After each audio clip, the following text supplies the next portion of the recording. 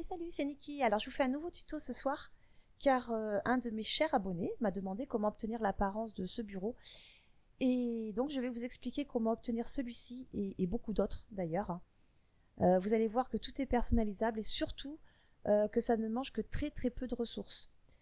Autre chose aussi, si un jour par exemple vous devez changer de PC, le formater ou autre, je vais aussi vous montrer comment récupérer la sauvegarde afin de ne rien perdre.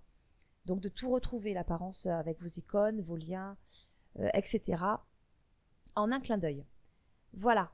Donc ce skin, alors celui-ci s'appelle Shield OS, c'est la version 1.2.5.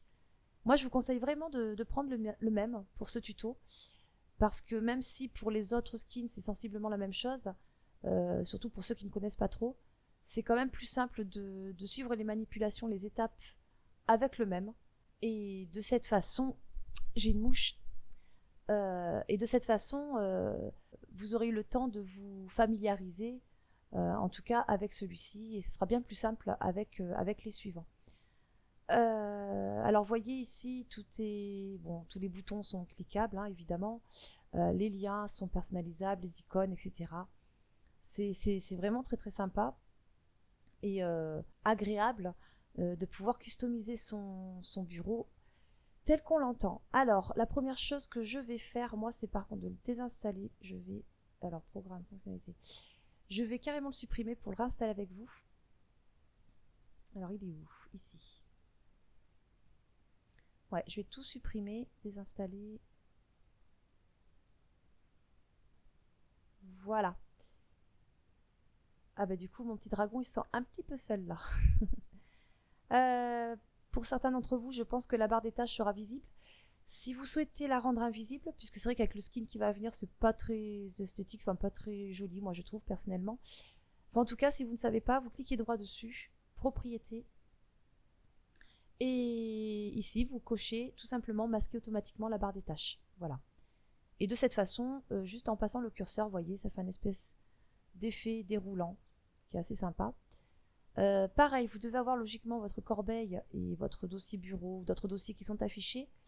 Alors, on va les enlever. Vous cliquez droit sur le bureau, personnaliser, changer les icônes du bureau. Et ici, donc vous décochez corbeille, ordinateur, etc. Alors, vous inquiétez pas, c'est pas perdu. On va tout retrouver par la suite avec notre skin. Ok. Voilà. Alors maintenant, vous allez cliquer sur le premier lien dans la description. Alors, premier lien dans la description qui va vous mener sur le site de Rainmeter. Rainmeter, justement, qui permet d'obtenir des skins personnalisés, de customiser donc son PC, son bureau. Vous allez cliquer sur la dernière version, 3.3, Download, ici. Enregistrer le fichier. Voilà, donc là, vous allez le chercher, on va aller l'exécuter et l'installer. Alors, ok, installation normale, suivant. Donc il va s'installer dans Programme File Rainmeter. Veillez bien à ne surtout pas décocher démarrer automatiquement avec Windows. C'est important de le laisser cocher parce que sans ça, vous serez obligé d'aller le chercher à chaque fois que vous démarrez Windows. Donc c'est un petit peu embêtant quand même. Installer. Et voilà, donc lancer Rainmeter, on ferme. Et là, vous avez donc des petits widgets qui sont apparus. Vous allez tout décharger. Donc, tac. Vous cliquez droit sur chaque widget, décharger le skin. Alors, toutes les manipulations qu'on va faire par la suite, comme je vous l'ai dit tout à l'heure, grâce à la sauvegarde, on ne le fera qu'une seule fois, puisque tout sera ensuite mémorisé. Voilà, donc là, on a déchargé les skins. Et maintenant, ce qu'on va faire, c'est qu'on va aller chercher, parce que Rainmeter, vous voyez, il est ici. Hop, c'est la petite bouboute, là. Vous pouvez l'ouvrir, d'ailleurs. Donc là, on a Rainmeter, c'est bien, mais maintenant, il faut qu'on aille chercher notre skin. Donc, on y reviendra tout à l'heure, de toute façon, sur Rainmeter. Donc là, vous allez d'abord cliquer sur le deuxième lien dans la description. Alors, c'est juste pour vous montrer. Je vais le faire en même temps. Deuxième lien dans la description qui va nous emmener sur le site DeviantArt. Là, en fait, c'est simplement une page que je voulais vous montrer qui va vous permettre donc de télécharger absolument tout ce que vous voulez, soit widget, skin, etc. Mais ici, c'est tout ce qui est compatible avec Rainmeter. Donc au pire, vous le mettez en raccourci, vous le gardez de côté. Voilà, show more, vous voyez, il y en a vraiment énormément. Hein. Il y a vraiment beaucoup, beaucoup de choix. Donc ça, c'était simplement pour vous montrer. Et nous, ce qui nous intéresse, donc, c'est Shield, notre skin. Alors, hop, vous cliquez sur le 3e lien dans la description. Et donc, ce 3e lien va vous mener directement sur la page qui va vous permettre de télécharger le skin en question. Alors, Shield version 1.2.5, ouais, donc c'est bien ça. Vous cliquez, vous pouvez lire un petit peu si vous voulez, les commentaires, etc. Sinon, vous cliquez sur Download. Enregistrer le fichier, OK. OK, maintenant on va aller le chercher, on va l'exécuter. Donc là, vous laissez par défaut, moi je laisse cocher Install. Et voilà, donc ça, on va baisser la fenêtre Firefox. Alors là, vous voyez, c'est un petit peu le bazar, enfin le bazar. Disons que tout n'est pas forcément en place, rien n'a été configuré, etc. Donc, première chose qu'on va faire, on va aller chercher la corbeille. Vous voyez ce petit truc là, c'est la corbeille. Pour l'instant, tout est déplaçable. Hein. Après, c'est vrai que ça peut être un petit peu embêtant quand par la suite, hein, quand on veut prendre par exemple un petit dossier derrière, un petit raccourci, et hop, sans faire exprès, on déplace un bouton ou autre. Donc par la suite, on va le rendre non déplaçable. En attendant, vous prenez votre corbeille, vous restez cliqué dessus, on va la déplacer ici.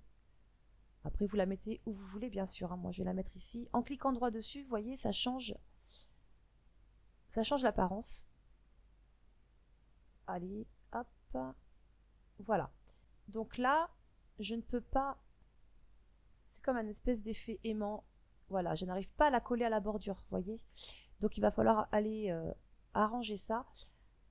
Pour ce faire, il faut se retrouver donc sur la gougoute, Rainmeter. Là, on va aller sur Avenger, parce que là, ça y est, on a notre skin. Et la corbeille correspond à ce dossier, donc Recycling Bin. On l'ouvre. Donc vous sélectionnez le fichier .ini. Et là, on décoche aligné au bord. Voilà, on ferme. Donc maintenant, normalement, je peux la mettre. Et voilà, impeccable. Je peux bien la coller aux bordures. Donc pour la corbeille, c'est fait.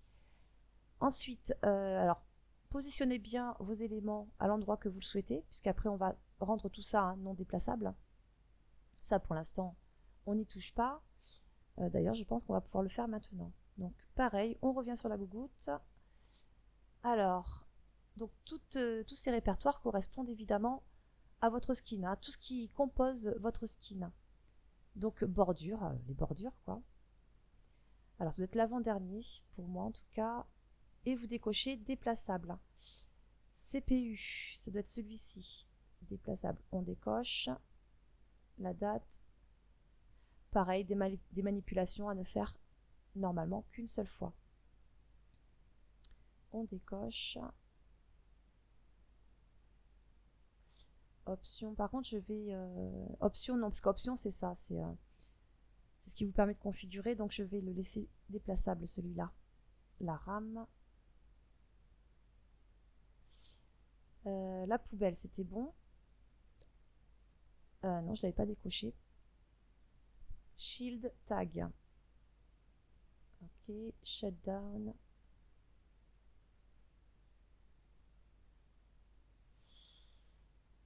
Bon, c'est un petit peu long, mais bon, ça va le faire. Et volume. Voilà, on y est. C'est bon. Donc là, maintenant, on peut fermer pour l'instant. Normalement, il n'y a plus que celui-là qui est déplaçable. Là, ouais, je ne peux plus rien déplacer. Parfait. Alors maintenant, on va configurer tout ça. Donc, vous allez voir que c'est assez simple et que c'est assez rapide quand même. Donc, dans les options, général correspond à vos petits liens ici, vous voyez. Alors là, par contre, ça part du bas, c'est-à-dire que le premier, mail, se retrouve en bas, ici, là. Donc, en cliquant sur website name, donc le nom que vous voulez lui attribuer, vous voyez, c'est surligné en bleu, vous avez simplement à le renommer. Je vais remettre mail. Entrée, et ensuite, ici, en dessous, web adresse, vous sélectionnez donc l'adresse, vous cliquez dessus. Alors, soit vous rentrez l'URL en copiant-collant, vous pouvez aussi placer le chemin d'un dossier, etc. Voilà. Donc vous faites ça pour tous vos liens ici, là. Ensuite, on va aller sur l'onglet du dessous. donc large launcher configuration qui correspond à ces boutons, à ces 6 boutons. Là par contre c'est dans le bon ordre, ouais. Chrome, 1, 2, 3, 4, 5, 6. Alors même chose Chrome, donc là quand vous cliquez vous renommez, en dessous vous allez chercher, donc là ça vous permet d'aller chercher directement le lien vers un fichier. Vous allez le chercher tout simplement. J'ai une mouche mais c'est pas possible hein. Voilà, et ensuite l'icône, alors c'est pareil. Pour l'icône, faites comme vous le souhaitez. Après, le plus simple, à part si vous êtes assez doué en graphisme et que vous avez envie de vous amuser avec Photoshop ou autre, alors là n'hésitez pas. Sinon on peut faire au plus simple, c'est-à-dire qu'on va sur le navigateur. Par exemple on va taper Firefox PNG. Alors mettez bien PNG parce que c'est le format qui fait que votre image aura un effet de transparence. Vous voyez, vous avez votre icône et tout le blanc qui est derrière justement n'apparaîtra pas comme sur un JPEG par exemple. Vous pourrez mettre votre icône absolument n'importe où. Donc là on va vérifier qu'il soit bien en PNG.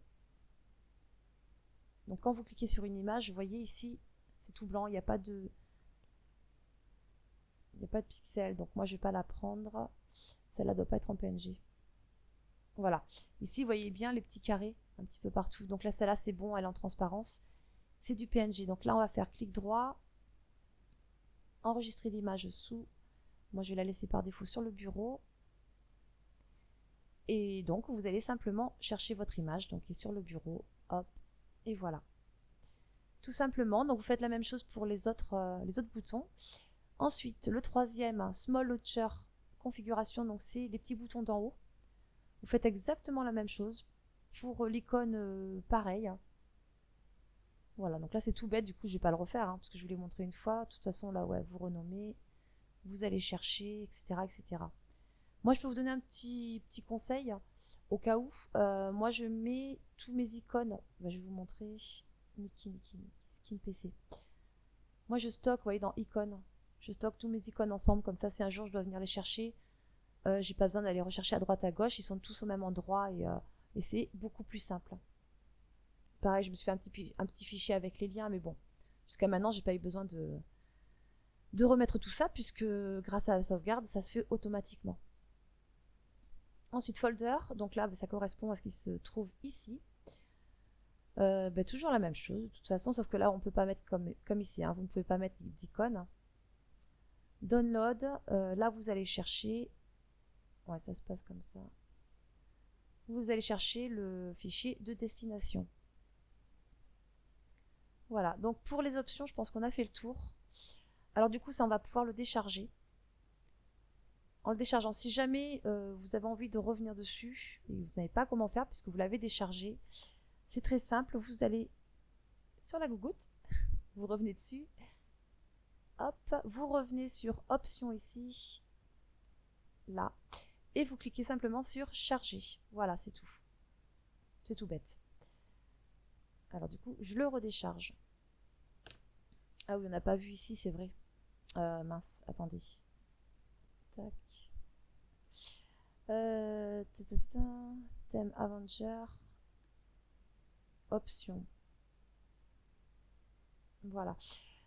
Donc oui c'est vrai, donc là vous pouvez choisir iTunes ou NAMP, enfin ce que vous utilisez. Moi d'ailleurs je le fais pas, pour l'instant je l'ai pas encore utilisé. Ça peut être assez pratique en tout cas. Voilà, donc ça du coup hop on le redécharge. Alors je pense qu'on a fait plus ou moins le tour. Donc là vous voyez, vous avez votre RAM, l'utilisation, processeur, ouais, donc on a vu à peu près tout ce qu'il fallait voir. Donc pour la sauvegarde, c'est très simple. Vous allez dans vos documents. Voilà, vous allez dans vos documents, ça se trouve ici, donc Rainmeter. Vous placez directement le dossier Rainmeter dans votre disque dur externe ou sur une clé où vous voulez. Et d'ailleurs, moi je vais vous le montrer puisque je vais remettre le mien. Donc j'ai mon disque dur qui est encore branché normalement. Sauvegarde, ouais. Donc vous voyez, moi j'ai mis Rainmeter ici, hop, et je vais le placer dans mes documents. Remplacer, ignorer, parce que ça je l'ai pas du coup. Voilà, alors une fois que vous avez récupéré votre sauvegarde, ce n'est toujours pas affiché, c'est normal. Vous retournez sur la petite gougoute et là vous allez dans paramètres et vous cliquez sur tout actualiser. Et voilà, moi j'ai absolument tout récupéré. Impeccable. J'espère que j'ai fait le tour, que j'ai rien oublié. En tout cas, si vous avez des questions ou si j'ai oublié quelque chose, n'hésitez pas à me le mettre dans les commentaires. N'hésitez pas à liker, ça me ferait très plaisir, ou à vous abonner, encore mieux. Sur ce, je vous dis à très bientôt pour une prochaine vidéo. Allez, ciao!